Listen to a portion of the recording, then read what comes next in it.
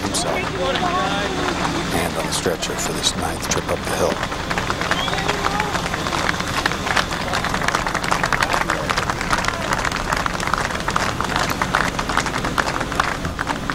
In that stretcher, Mark Papernak, we believe he's 41, father of 2.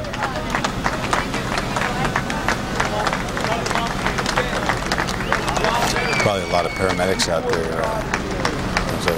There's a stretcher, and it's not the one that has the drop wheels on. They're going, what's he talking about? That's a Stokes basket. Of course it is. So all the medical professionals out there mentally correcting me. Point taken.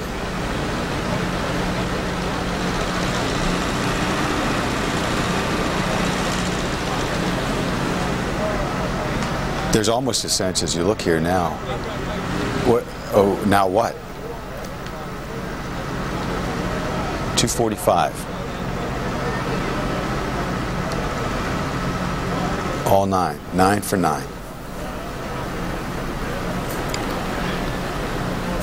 And the governor, who had, after the 8th man came up, come charging down the hill, arms pumping, no doubt may make one more trip down, indicated he was going to thank the men and women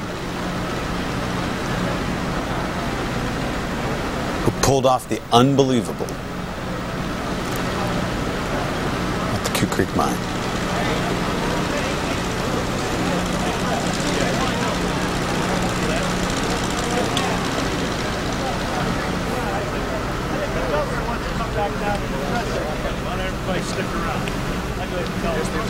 We're just going to,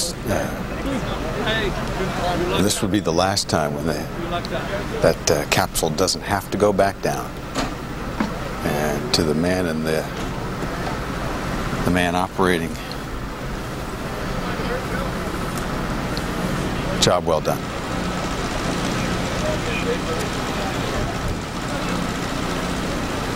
We're going to get that perhaps last word from the podium. Ladies and gentlemen, we have an announcement to make.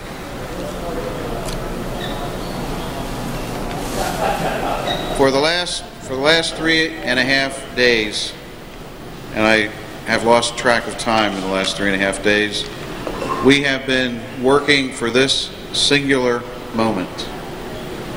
I would like to give Amy the chance to give you the name of the 9th and final miner to come out of the mine. His name is Mark Papernak, P-O-P-E-R-N-A-C-K. He's 41 years old, and he's from right here in Somerset, PA. 2:45. Where's that dance? You don't want to see that dance. M-A-C-K-T-O-P-E-R-N. Ladies and... How about some thoughts at this point after all that? Hallelujah, amen. Thank God. Thank God. Well, as I said, I mean, a lot of people from a lot of places have been working night and day for this moment. It's incredible to me that everyone from Governor Ridge to the people who served us all food, to the drill workers, to everybody else that was involved in this effort, came out with such a tremendous result. And the millions of people around the world that we got, that we know were praying for this result. As I said earlier, we had emails, we had phone calls from nations around the world. And on these internet days, you can probably expect that. But the kinds of emails we got of encouragement, of prayer, were just absolutely outstanding, and I think unique in my experience at doing this kind of environmental stuff. But it's absolutely amazing, and thank God they're all out and they're all safe. And some of us, at least, can probably get some sleep tonight. Was there ever a time you didn't think this moment would be here? I think everybody had some nagging doubts, but I tell you, Governor Schweiker, I think, forced everyone to focus on the task of this rescue. And I think when you went up to see the families and visit them in the fire hall, that really focused your attention. That was probably, for me personally, the most emotional part of this, facing those anxious relatives, seeing what they're going through. You can't imagine what that is. But being up there and having to answer questions about, are you doing enough? Shouldn't you be doing this? Can't you try that? It was also amazing to see them pull together as a community. If you can imagine, they had probably 100 to 125 people at that fire hall 24 hours a day. They didn't leave. That's a tribute to the community spirit here in Somerset County, and it was just an absolutely amazing and unique experience. What happens now? That's a good question. We expect to put out a little bit of a schedule, perhaps in the nature of a wrap-up tomorrow morning, but we're still in the planning stages of that right now. What about reuniting them with the families? The reuniting of the miners with their families will happen at the hospitals, whether it's Somerset or Conemaugh. Have you been able to confirm whether one man or the other? Not at this time, no. But the plans are for all 9 to go to the hospital families? Yes. And they'll undergo at least 24 hours of evaluation in the hospital, wherever they are. I'm sorry we don't have the schedule for a little bit later, but we're still working on that. I'll tell you what, the medical assessment team, the drillers, the assemblers, the people that secured the site, give yourselves a big hand here. I want you to know something.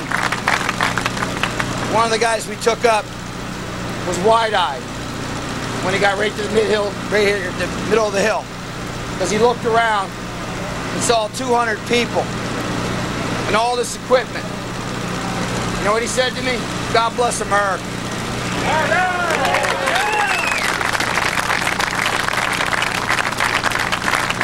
And when he saw the equipment and the people, he said, God bless America, and he meant to say, look at all this American ingenuity.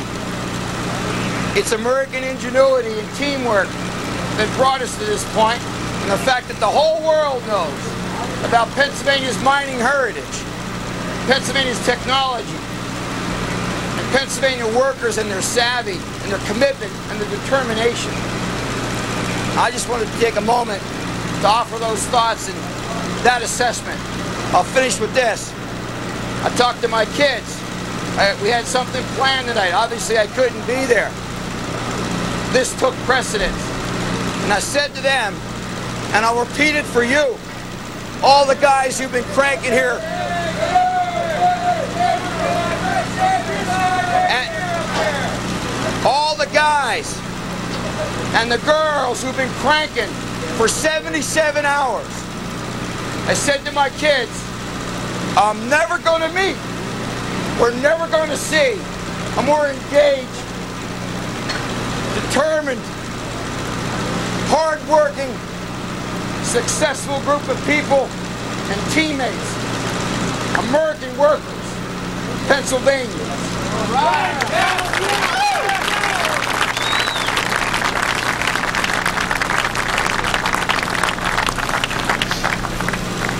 We've had a great ally in the federal agencies that have helped here.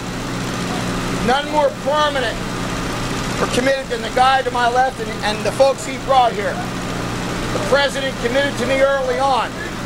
You'll have everything you need. And they sent it. And they sent the best. I want you to welcome and acknowledge Dave with a big round of applause, and he's going to comment too.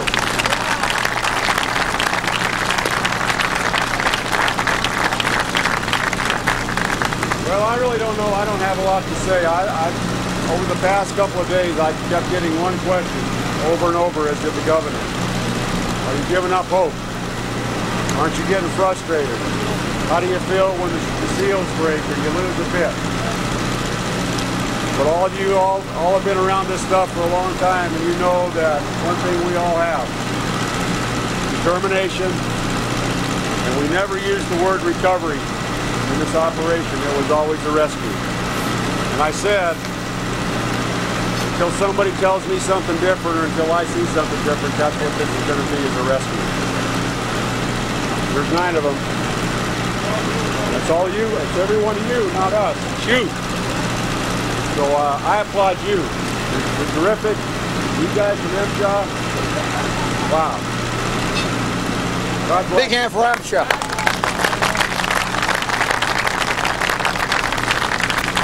Go get some rest. God bless you all.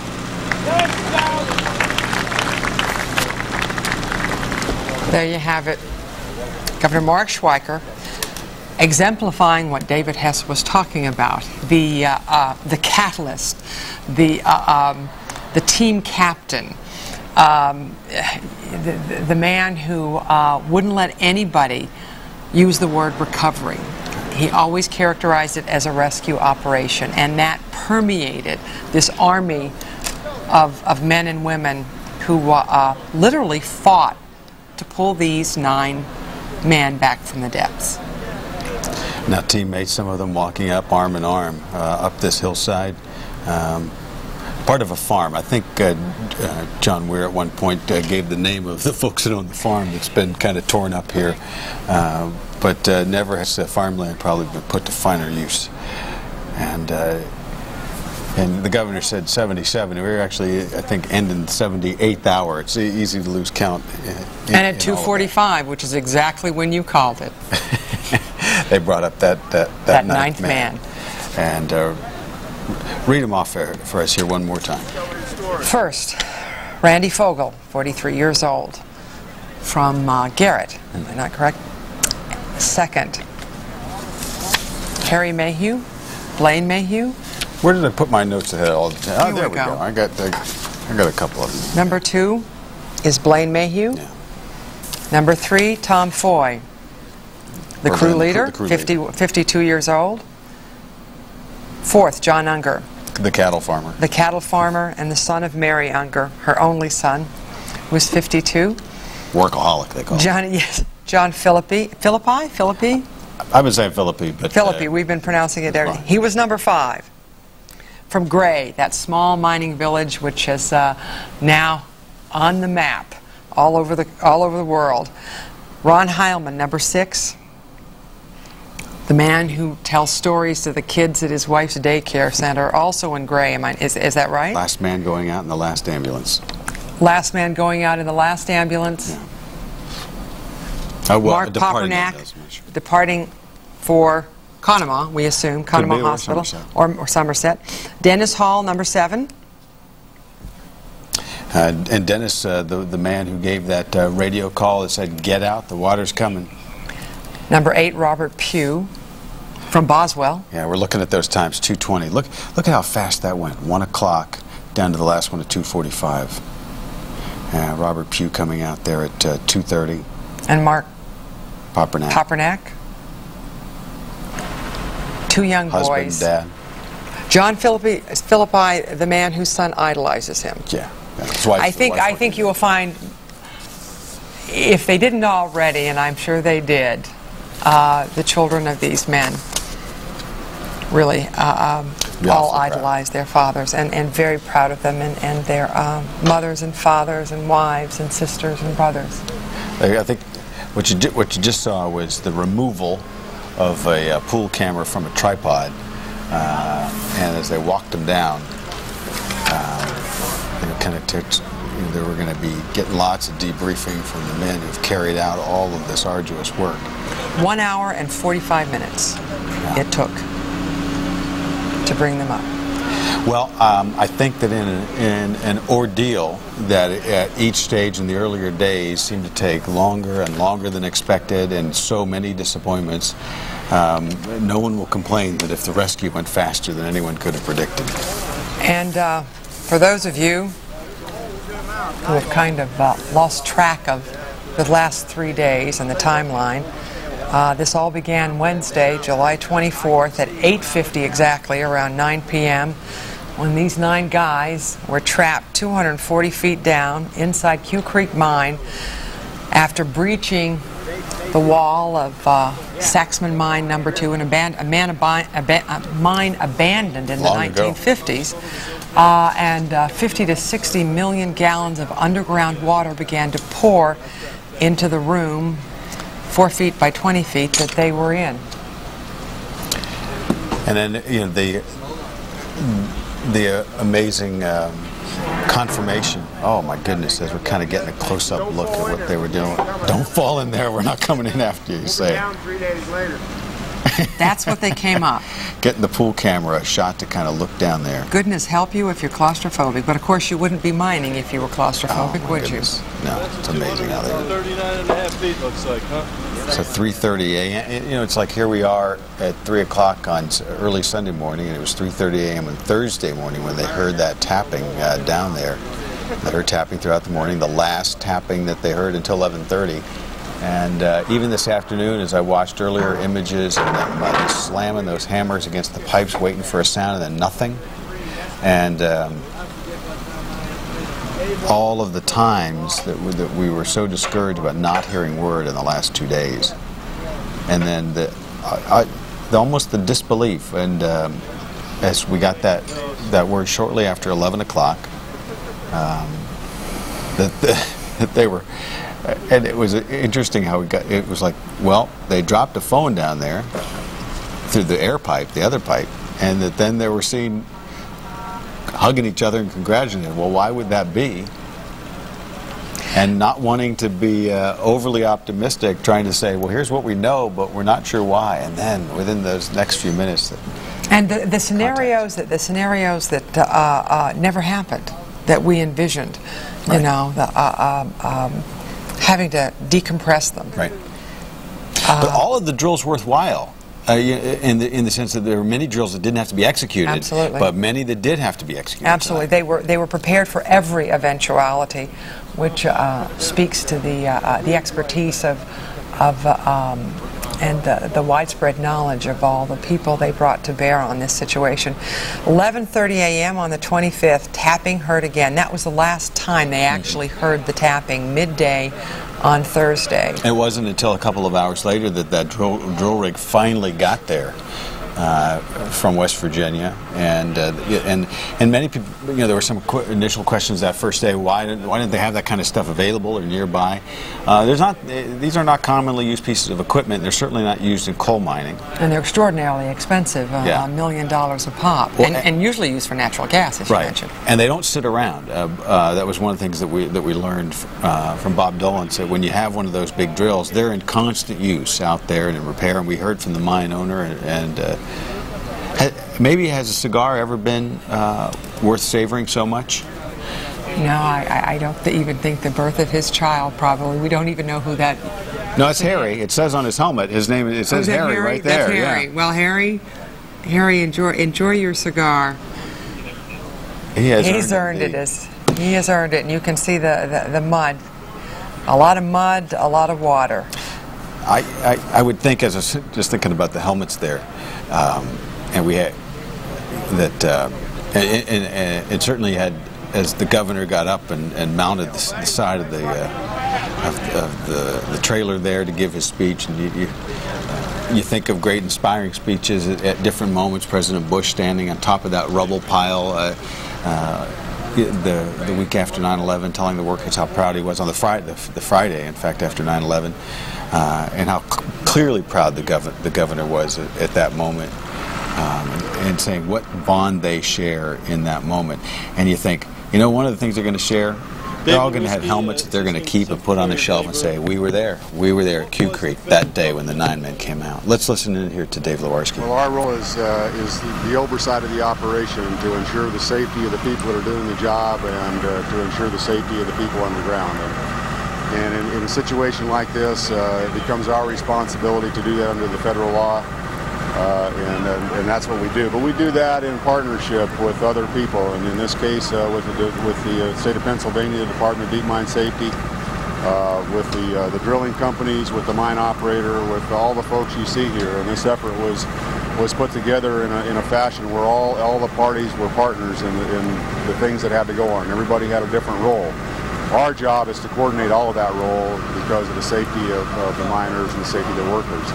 The planning and some of the execution, such as the drilling, becomes the responsibility of the operators, but we oversee that from a safety perspective. So all the activities, all the planning, all that have to go through us for our review, for our engineers or our experts to look at, but also in many cases to offer our advice and our assistance, because we have a tremendous amount of knowledge and experience in this agency with these kinds of issues. We've heard a rescue like this happen maybe 30 years ago. Has there ever been one like this? How would you describe this particular rescue? Well, I can only speak for my time in this business, and I don't know of another one that has occurred like this. I just think it shows a couple of things. It shows a tremendous will on the part of the people that were underground. It shows a tremendous will on the part of the people who were responsible and who took part in the efforts to recover them. And it shows tells a big story about the human spirit. And mining people are terrific people. And I watched today as I walked around the drill site today, and I mentioned this earlier in one of my interviews. I talked to a couple of the drillers, and they looked very tired, as did most everybody here. And I said, "How you doing, guys?" And they said, "We're really tired, and we're not leaving here until it's over." There were so many key moments over these 77 or more hours. What did the camera see when you sent that camera down? Can you tell us what you saw and what that led to your plans? Well, what the camera really only at the point that it didn't really add anything to our plans, other than we got to see the shaft. And let me back up. It did add to our plans. Certainly it did. We got to see the shaft walls. We got to see that they were stable. We were very concerned about that because of some of the geologic structure, but it showed a good stable wall. It also showed that we could take the basket down without it spinning, that we could get a straight drop with it, and then we got a chance to see the bottom through the mine. But the big thing is we had 9 guys who were able to help us understand what was in that mine, and that made a big difference. We also had a real blessing in the fact that this water backed off as far as it did and allowed us to go in without having to do some of the things we thought we were going to have to do.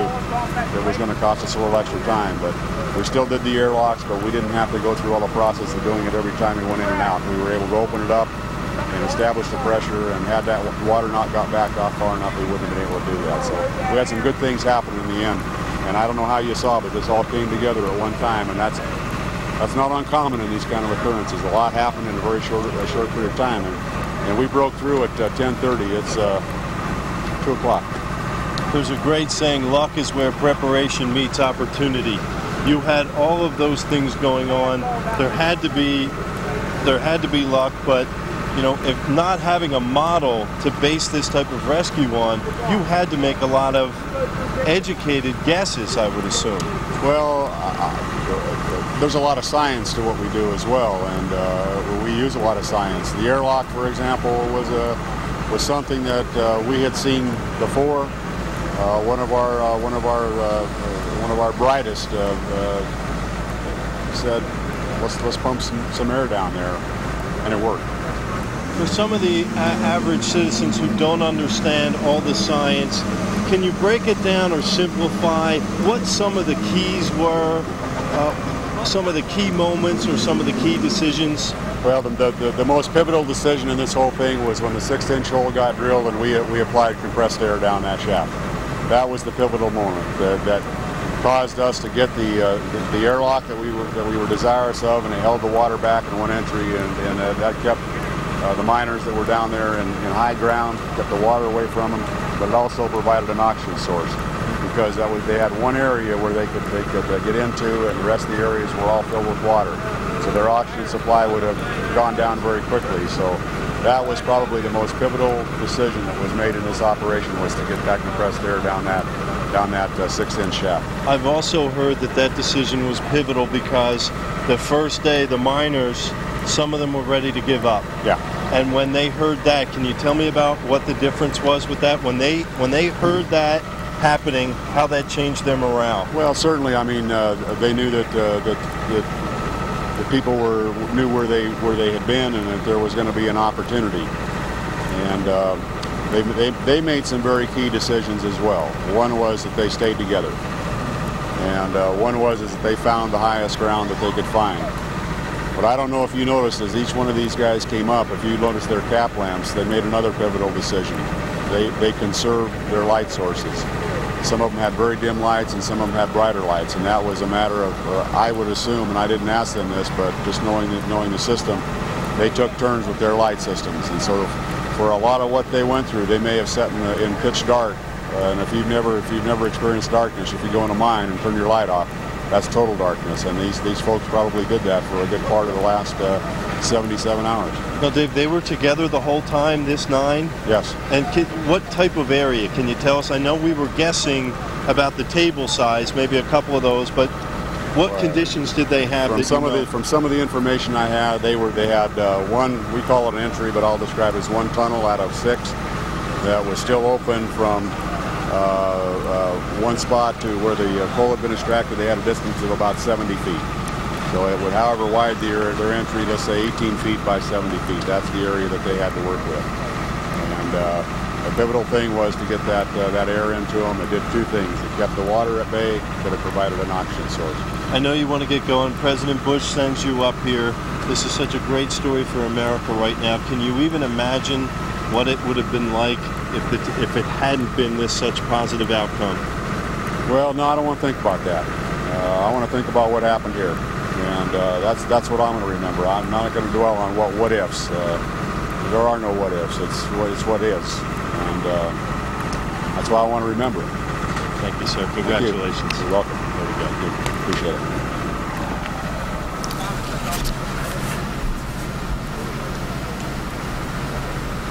Dave Lewarski, Assistant Secretary of Labor, head of MSHA, kind of encapsulating the feelings of so many as he straight to the point. Straight talk was something that the governor mentioned in the early day, and that kind of really brought it to an end there. Interesting thing that that he echoed, that we had kind of thought as we saw the miners coming up and talked about, that they made good decisions. There were good decisions made on the surface, some pivotal decisions. In fact, he said that the crucial thing here was that first shot of getting that 6-inch hole, that pipe down there, and where they were able to get that compressed air on. That made all the difference because it gave them that air bubble. It kept the water back.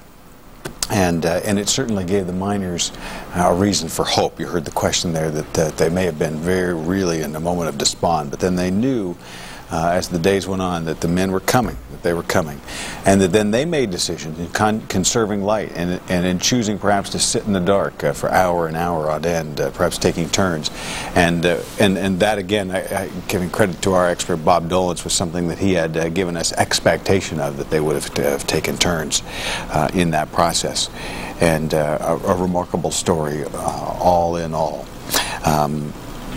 If you are with us here at 314, certainly more than 5 hours since we went on the air, and just in this phase, I know that throughout Saturday we'd probably been on the air for 7 hours prior to that.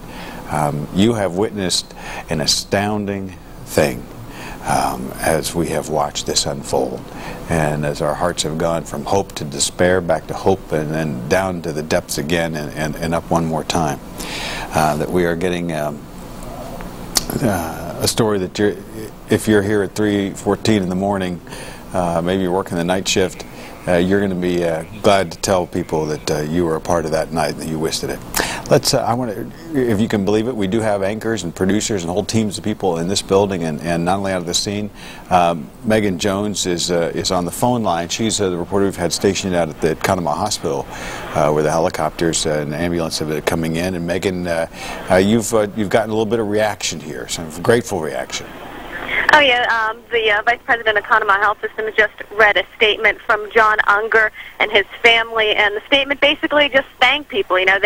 They said that they thanked the Lord, they thanked the state police, they thanked the rescuers, they thanked Governor Mark Schweiker, and they're just, very happy and very thankful that, John Unger was able to make it out okay. Right now, from what we understand, the reunions are very tearful here. At first, there was a little bit of shock, and that's kind of worn off, and the reality of the situation seems to be setting in right now. In fact, we do know that this hospital is only expecting 6 patients, and it appears that the 6th minor has just arrived to the hospital via ambulance. That's what it looks like here, that he is just coming into the hospital.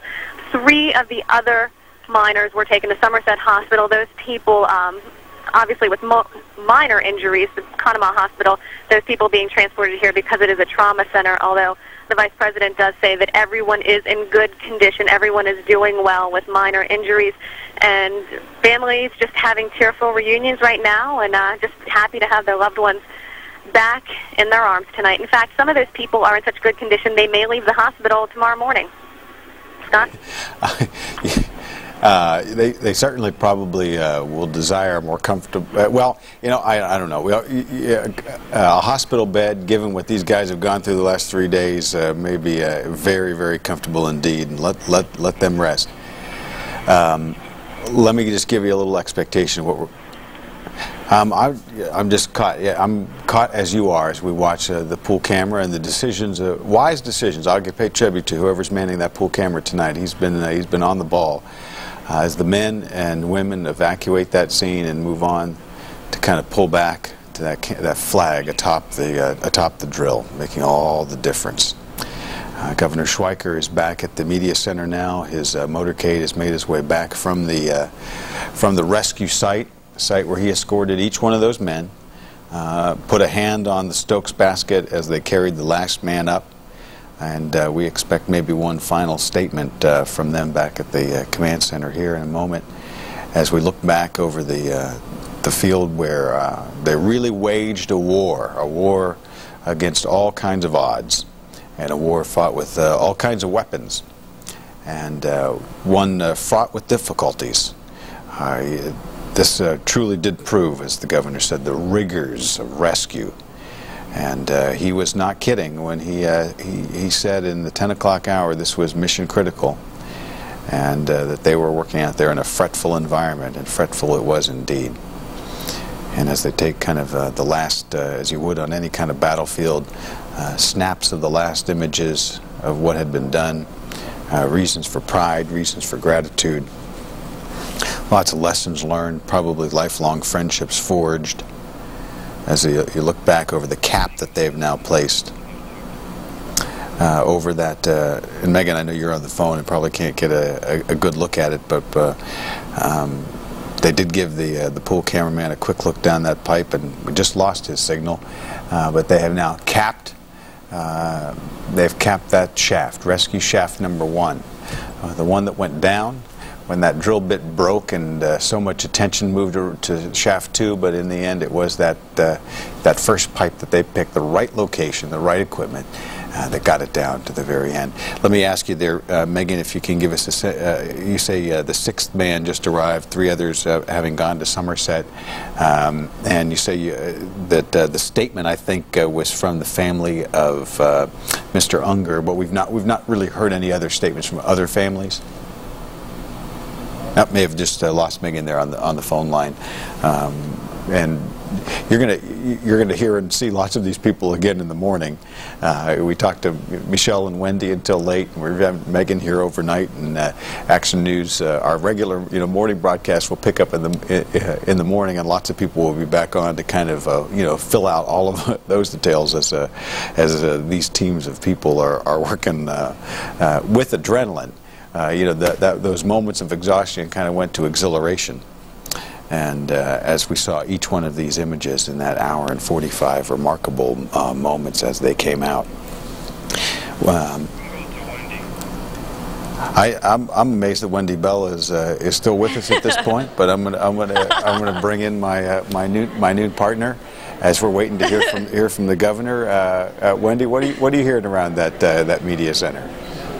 This isn't you calling me, is it, Scott? No, that's not me calling you, but okay. It has been at different times today. Well, I tell you what, we're back in the media center. We kind of moved our focus from outside to inside, and at this point we're just really waiting for the governor to make his official arrival. We understand he's been making quite this is the fun part about being the politician, is to be able to go and shake hands of all of those people, from the biggest person, the man in charge of everything, to being the littlest person, just one of us, offering our support at this point. He's enjoying making a slow, very flashy, ultimately, arrival here. So at this point, we are in kind of a holding pattern. In fact, so he is, okay, we're getting word that he is actually here. He's kind of getting the debriefing then before we go on the stage and whatnot. But there was some activity here before, some people starting to take the cameras down, take the mic flags, their microphones off the stage here, and at the word that the governor was coming back,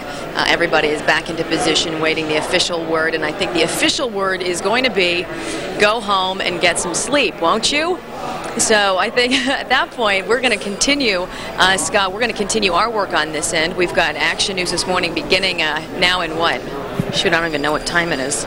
3:20, so we've got another 3.5 hours to go to put together some phenomenal stories for the people who have missed so much of this overnight, and so we're going to be working all throughout the night on that. But there are going to be a lot of very weary people here in Somerset County. We're going to take the governor's advice and go home and get a little shut-eye before we move on to the next phase, which is probably and hopefully bringing you the next phase of the story, the survivors, or at least maybe some family members. We're going to talk to some of the doctors, some of the staffers at Conemaugh and Somerset hospitals to tell you what the latest is there and what their perceptions were when these men first arrived with their families. And I was just seeing some of the first videos, since we were kind of in an area away from the cameras, to see the video, Scott, of just how filthy these men were. And at the thought of right now of even taking a shower myself sounds so wonderful. They've got to really be hurting right now. But I'm sure it's going to be a long night for them, and we're gonna stay up to speed on all of that, Scott. And I'm sure you're ready to take off that tie. I've forgotten that I even had one on at this point.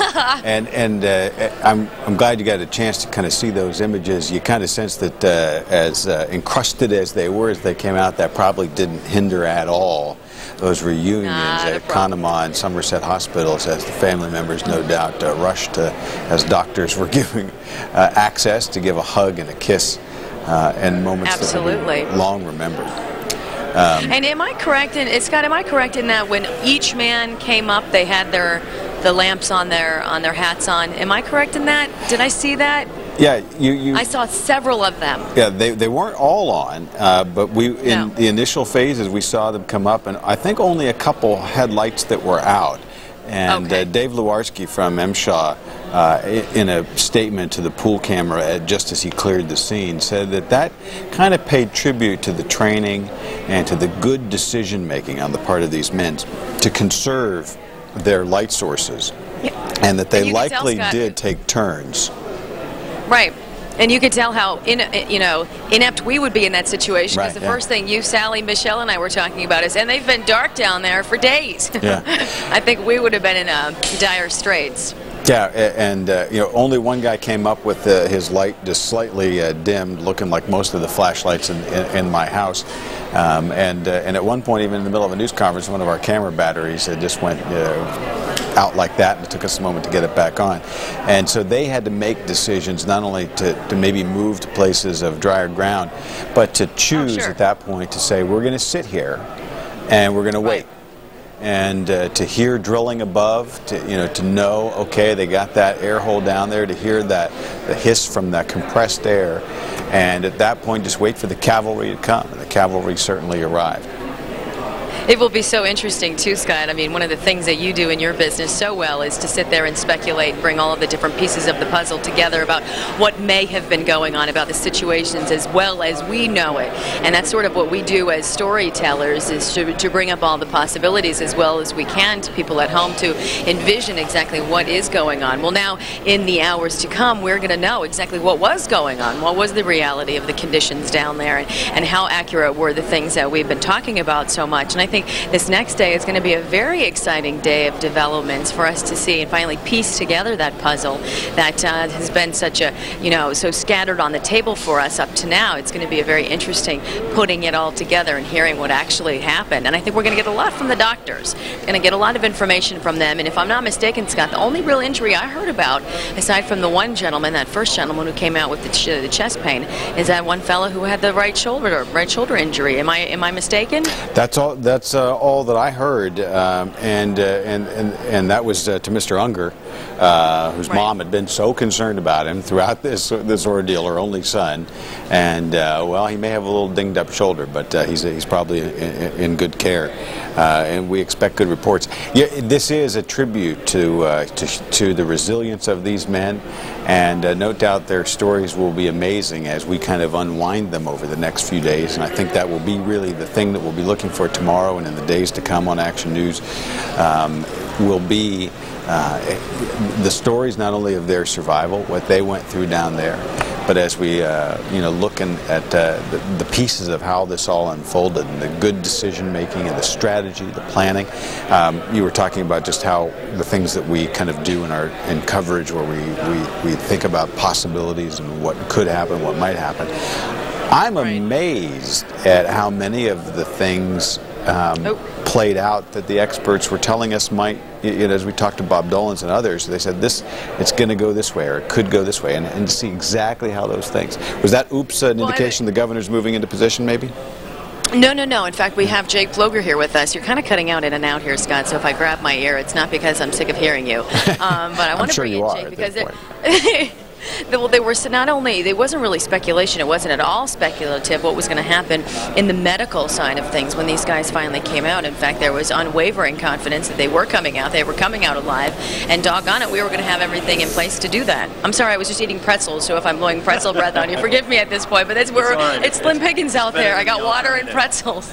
Talk to me. Well, they had everything anticipated, from good, bad, worse. They had every situation anticipated, hence the sheer number of medical helicopters and ambulances and staff on hand to handle any situation. So when it was so bright, when things came out so well, hey, that's easy. It's easy to do that. And we were talking about those decompression chambers, and I had asked Scott, because I was like, did I lose something in the cracks here? Because I didn't hear of anybody needing that at all, and that's right. They didn't even need them, which is a great sign, I guess, with the water being lowered at such a level that, hey, it equalized the pressure, and so they didn't even need them, which is a great thing. Gets them to the hospital quicker, gets their injuries treated quicker, gets them back to their families quicker. And I'm going to look behind us. I'm looking at the time frame. 2:45 was when the last man was brought out. So we're talking about maybe 45 minutes ago. By this point, they should all be at the hospital. Well, I just took a ride up to the site, and we saw the 9th and final ambulance leaving the site. It was probably about 15 minutes ago, 10 to 15 minutes ago. So the final miner should be at the hospital at this point. We also took a ride by the fire hall where the families had been, and the friends of the families, and people were getting out of there. So I think they're ready to move on to the next stage, which is recovery. And we were talking about Randy Fogel being the one who I think was helicoptered to, was it to Conemaugh that he was helicoptered to Conemaugh. Okay, and I'm not sure if he was the only one who was medical helicoptered there, but to show you that it hasn't been as severe a process of injuries as we thought. Lots of ambulance rides rather than that really quick chopper flight, so that's good too. Right, I know Megan Jones is at the hospital, and she reported that of the injuries, aside from the first gentleman that was having some chest pains, most of them were relatively minor, being treated. The families were with them, so it wasn't, they weren't bad injuries. I believe the governor's coming in. I'm getting that clapping noise, which usually means that the big guy is on his way here. And Scott, I'm going to try to stall and sound moderately intelligent. Oh, you need my... Oh, you need... Okay, just a minute, please. Hold on. Even in the middle digging around in my pockets. Even in the middle of a breaking news story of international importance, Wendy Bell is always vintage Wendy Bell. No. I've got producers, I've got everybody behind the scenes mouthing something to me, and I'm like, what? What do you want? Huh? My phone? Okay. I think our batteries on everything up until now, Scott, are pretty dead. So we've got a lot of recharging to do a little bit later. And I think everybody is kind of getting into position right now as I continue to stall and sound moderately intelligent about what's going to be said. But I can speculate, Jake, that here he comes. He's coming in from the rear. He's switching things up a little bit for us. So I'll be quiet and leave it to the man in charge. And Scott, I don't mean you. Yeah, I certainly not. No, and that would be par for the course in your treatment of me. Mark Schweiker, the man who became governor as Tom Ridge assumed national posture, and who was put to the test, and he has made his mark here this week. And final thoughts from him here at the end. Good morning. Isn't that the understatement of the past 80 hours? Good morning. It is a good morning, and ever so mindful of our condition, fatigue that is, and likely you feel the same way. We're going to take a couple of minutes and offer some remarks, brief as they'll be. We'll do some introductions real fast, and then we'll get to your likely questions and answers if we're not the most efficient in our responses. I hope you understand why, because we've been cranking for 80 hours, and you get tired, and it kind of harms your ability to do these kinds of exchanges. So I know you understand, but I want to introduce first Dave Hess. You know, but this is a formal acknowledgement for exemplary leadership and a quick response that brought him here very quickly. Went late Wednesday night. Dave works with me in my administration as the Secretary of the Department of Environmental Protection. I rely on him to a great extent for Public Policy Council, and as we now know, the oversight that has been outstanding over the last 80 hours to see to it that these kinds of responses go well. Richard Stickler is not here. He's going to be one of these unheralded individuals, unheralded professional whose insights and grasp of what can go on underneath the ground in deep mine rescue should be recognized. And while he's not here, he's a very shy person. It's incredible. This guy was a key player, and I saw him kind of disappearing into the darkness as we got in our vehicles to come on down here. And I want Rich to know that I know about your profound and positive contribution to what is a beautiful ending. 9 for 9. We got all 9 out. And that is quite a tribute to not just Richard's efforts, but 200 individuals, technicians, welders, assemblers, drill team operators, security people, emergency response professionals that allowed us to carry out this rescue, and for the world to see it be accomplished in such magnificent style makes it a beautiful ending. So that's what I think is right, to acknowledge Dave Hess and Richard Stickler. Speaking of DEP people, you've gotten to know our Hollywood star now. Yeah, we should. Joe Spafoni. If you can spell that after 80 hours into the saga, then you are bright people. Joe, you're a champ. Unforgettable. Dave Larisky of UMCHA within the Department of Labor.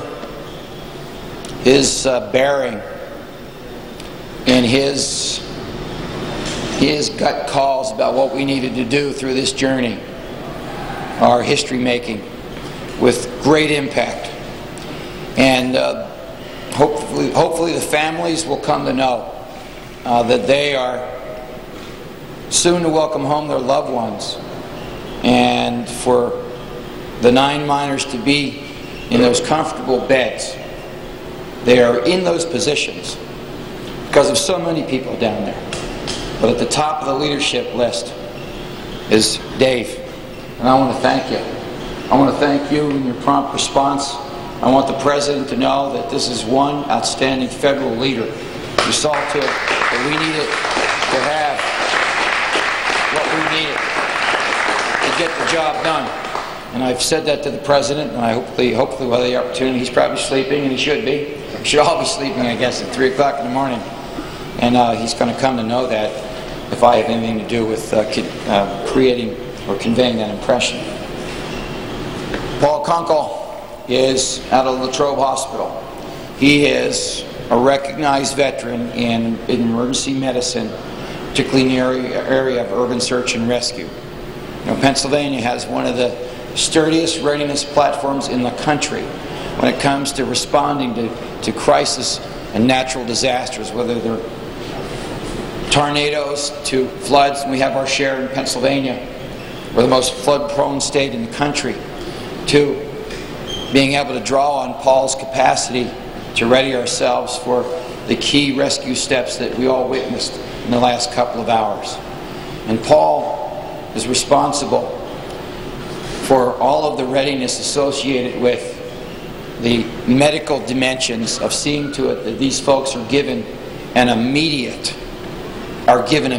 attention from when they come up out of that rescue shaft 1.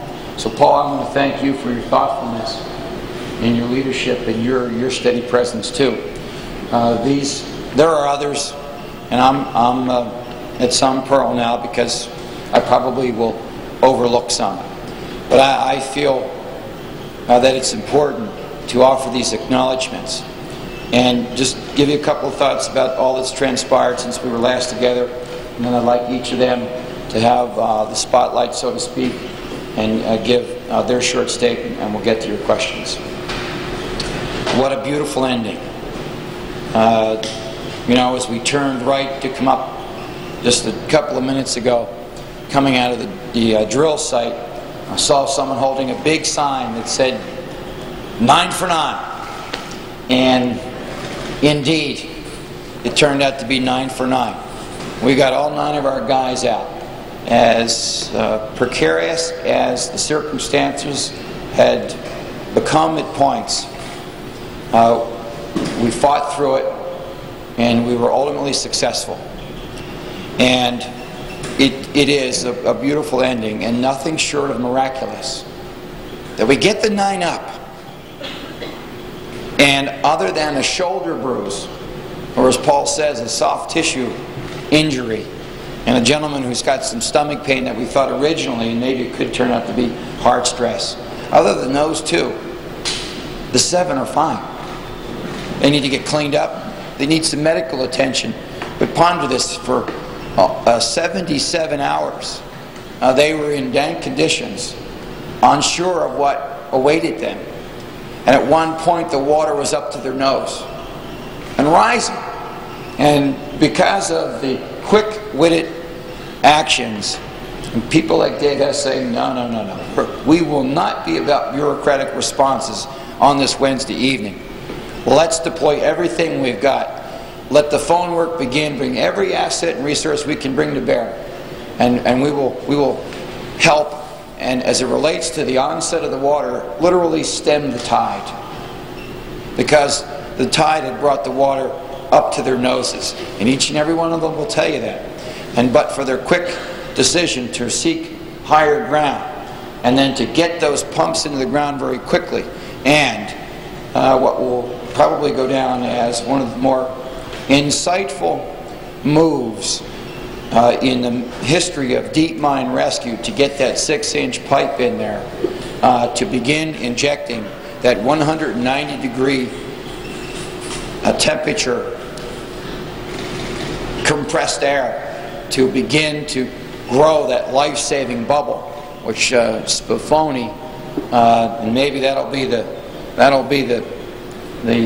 technical reference going forward when they've got to work to create such life-sustaining conditions. We got to do a Spifoni, and I say that affectionately, and maybe you just on that alone, you'll go down in history. But far-reaching, and it did serve to create a life-sustaining bubble that saw to it that we took them out of the mine just a couple of hours ago. And just a remarkable set of circumstances, and too many to recount. That's not what I intend to do, but what comes to mind are kinds of things that I want to mention in my remarks here, and talk about why I consider it, I think we all consider it to be just a beautiful ending. I thought these things would only happen in the movies. Well, they've happened in Somerset County, right here in Pennsylvania, because of some dogged Pennsylvanians and helpful Americans from other states who'd come in here, from West Virginia and Ohio. You know, not to be forgotten. You know, I said to my kids, I had a chance to talk to them around 5:15, and we had some plans, and I said, you know, you guys have a good time. But Eric said to me, he's 12, he said, you know, you're not here, what's going on? I said, hey, your dad can't leave here. We got 9 people that we're about to rescue, and we've got work to do.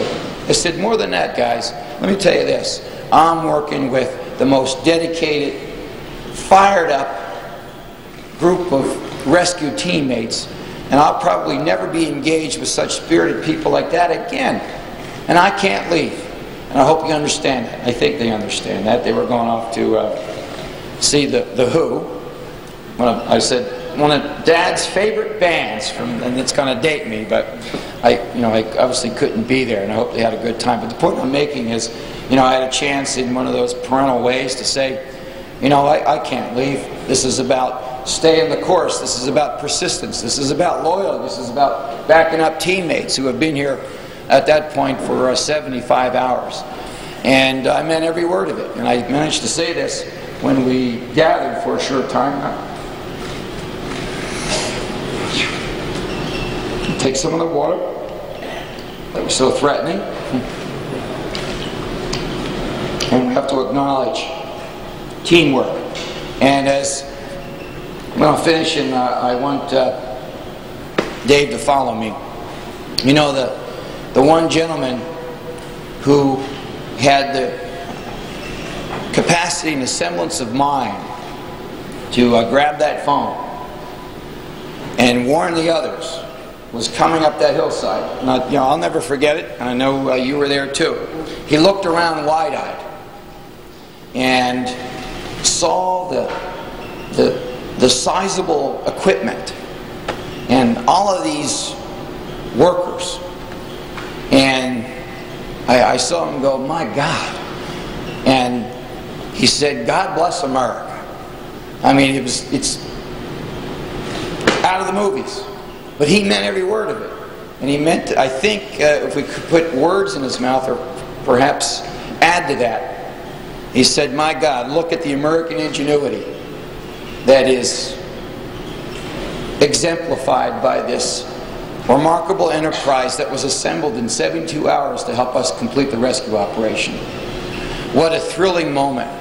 And I think it amounts to a beautiful ending. And so I want to acknowledge again and defer to one of the key actors in this beautiful movie-like ending, and that's Dave Larisky of UMCHA. Dave, thank you.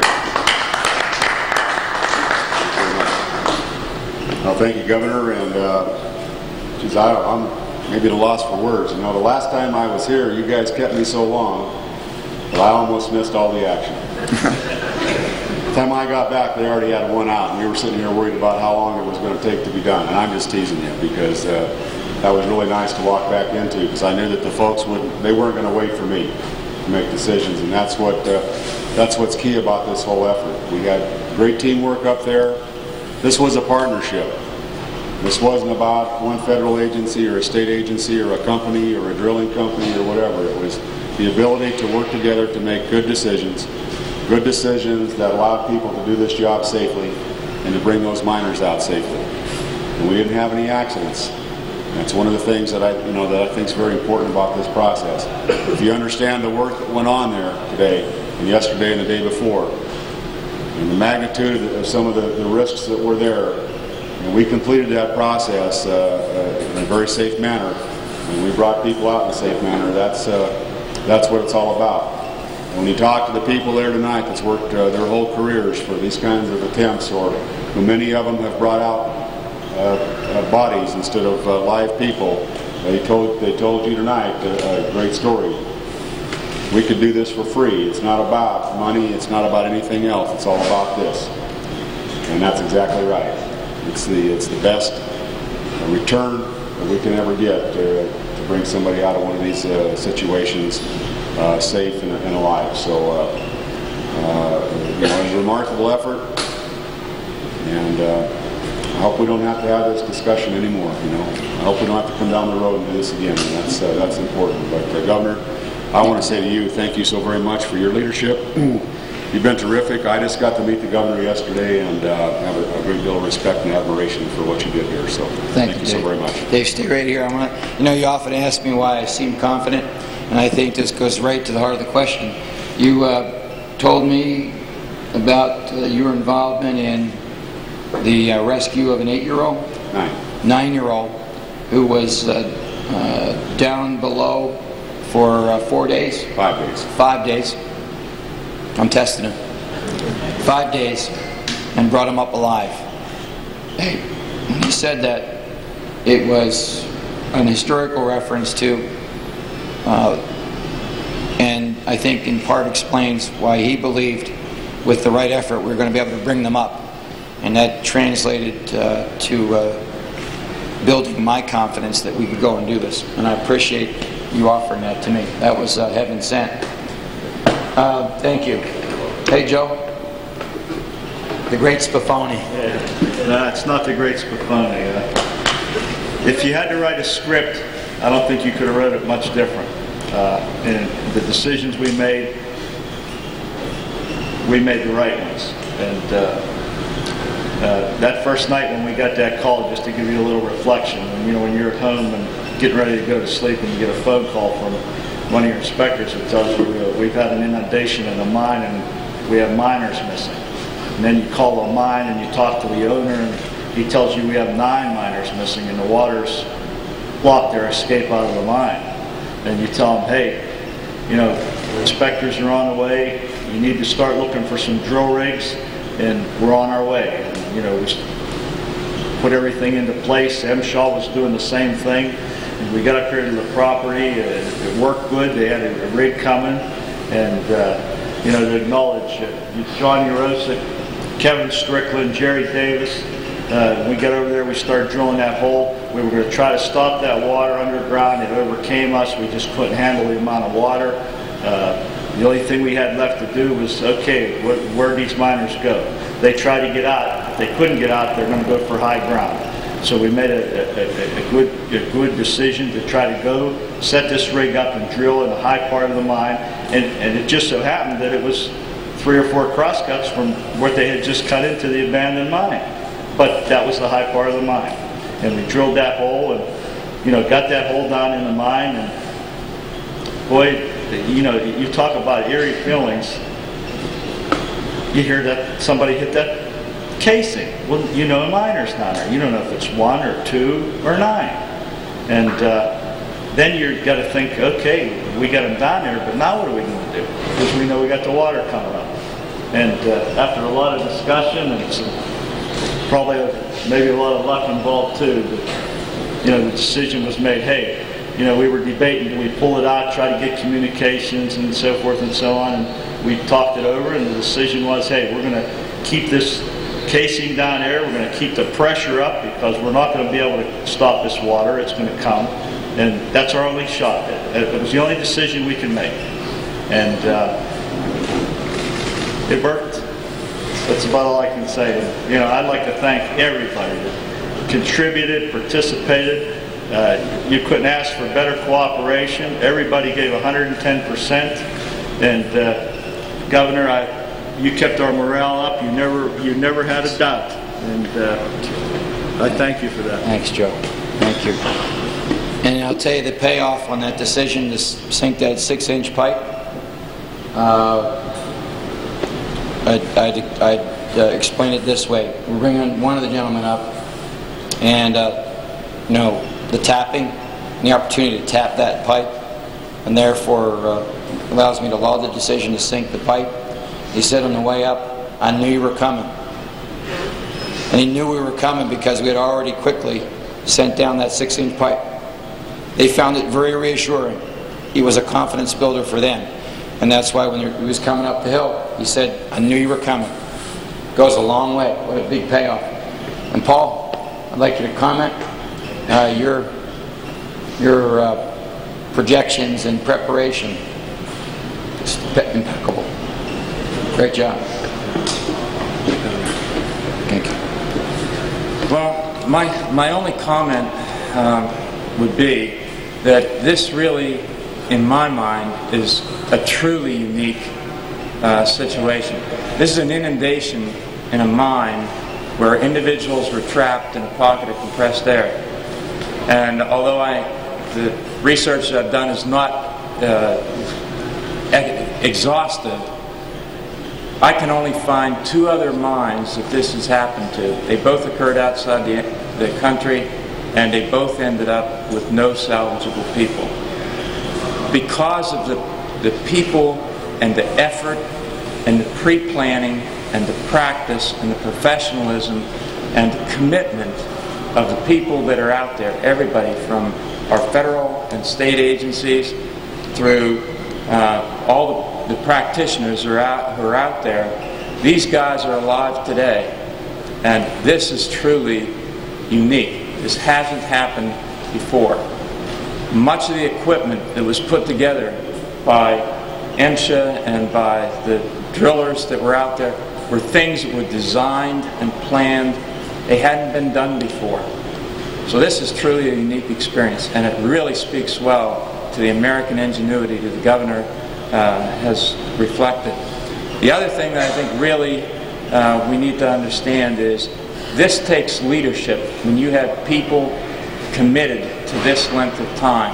And when you have our governor out there every day speaking to us, encouraging us, that is the kind of thing that keeps people at this.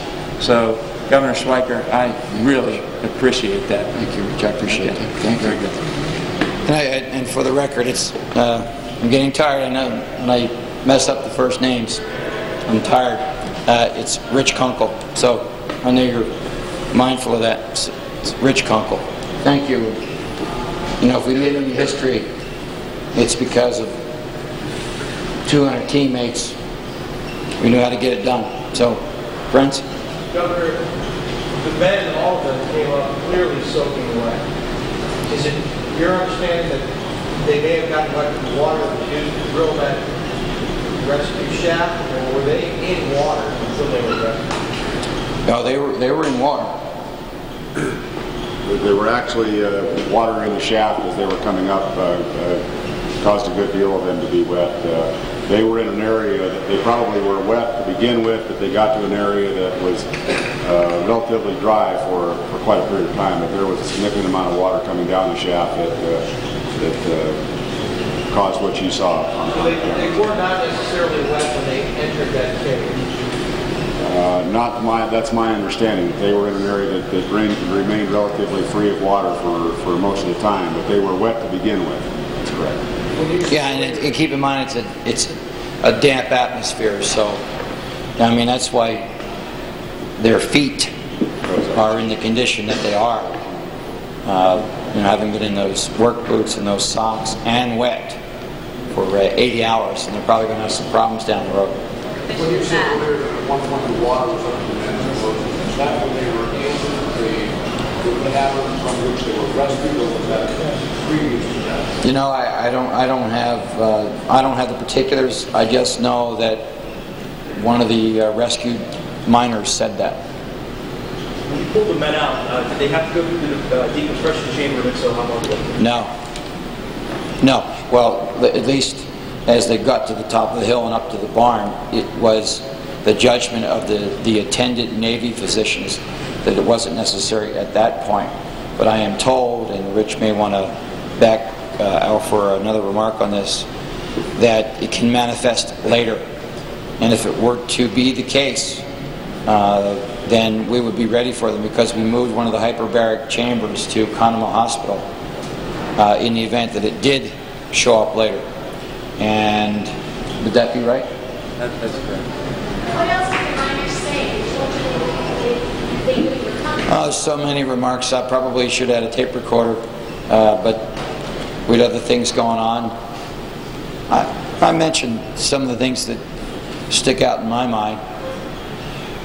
But keep in mind, too, they weren't exactly interested in speaking. I think they were overwhelmed.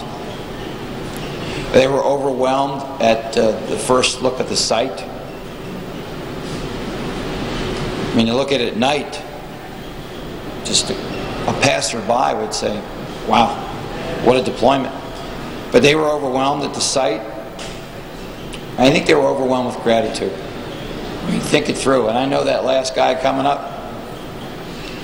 I know Mark, I forget his last name. But Mark was a pretty grateful man. Down there alone for a few minutes. And by the way, Mark was the organizer of sorts as to the Order of Ascension. That was good. The next question is how they decide when they're going to come out. Well, it was based on one's condition. The apparent heart stress made him the first candidate for coming up. And number two wasn't the shoulder guy. Yeah, he was number 3. But I think Mark kind of laid down the order there. Do you know how long they were at? You said it was up to their nose. Did they give you any indication how long they were up in that kind of water? And as we were talking today, you were saying you want to get the water to a certain level. At what point were they dropped? Yeah, I can't clear up that one for you. But Richard Stickler could. That's the person with whom I had the conversation. How about the size of the area? Did you have any sense for how big an area they were in, and whether it was expanded either by the sucking out of the water or the expansion of the pump within the? Well, I think we're on the money on where they on that. How big was it? We got into an area that they got into an area. They got in the highest area, and then it was one of the farthest entries. The tunnel was off to the side. And they had an area to work with of about 70 feet by the width of the tunnel, which was, Joe, is about 18 feet? 18 feet by 70 feet by, 4 feet high. So they were able to get to that high ground, get back in the back of it, and the pressure lock, the airlock, was able to keep the water level back off of them. That's why we kept talking about this water level having to go back to a certain level, and that was critical. The whole thing started as a mapping problem, miscommunication, 300 feet away. How active of a role will you play trying to find out what went wrong? Maximum. We will get to the bottom of it. How long is it? You know who made the phone calls together? Dennis. What's Pugh? No, Dennis Hall. Dennis did. And he's a hero. A hero indeed, Governor Mark Schweiker. The questioning may go on for a little while, and our crews at the scene will continue to monitor it. As we approach the 4 o'clock hour, we're going to sign off here now. Action News coverage will pick up at 7 a.m. with any late developments and obviously coverage from Conemaugh Hospital on this amazing end of this story. Last little bit of information I picked out there, they were up to their noses in water, and yet have survived in all of this. And without the need for any more indications from me, I think I'm going to close with echoing the words that David Hess had said when they brought up one of the men. And he just said that they brought him up alive, and his name and his age, and didn't have much more. And it's kind of where I leave you tonight, the few of you who are still with us, and we're grateful for that and hope that this story has meant something to you.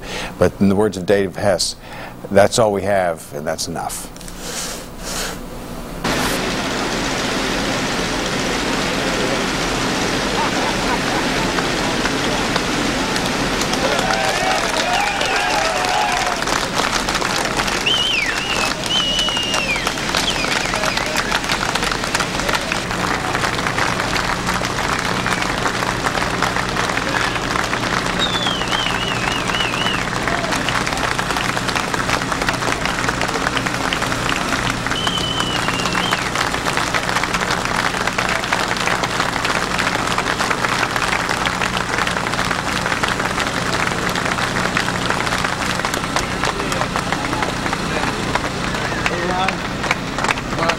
job. We've only been here for 3 days, put these people together, we're going to get you.